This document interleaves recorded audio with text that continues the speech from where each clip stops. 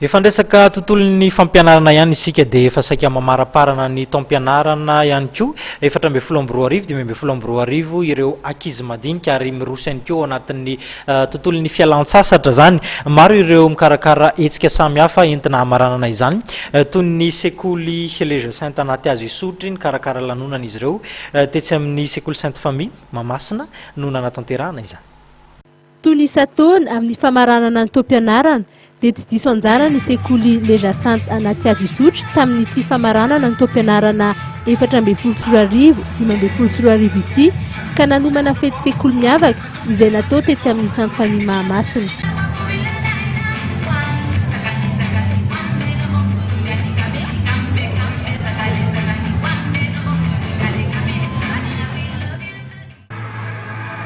Nandray anjara tamin'izao fety izao ny ankizy mpianatra isan'ambaratongany avy nanomboka tamin'ny ankizy madinika.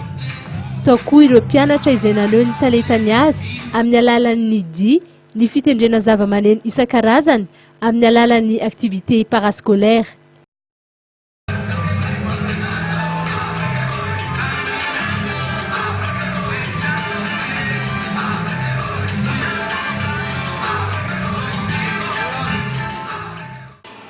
Nisy koa tantara-tsehatra izay nolalaovin'ny mpanabe sy ireo mpianatra niara-ny lalao ka nitsangana sain'i Victor Hugo no nisafidian'izy ireo ny lalaoviny.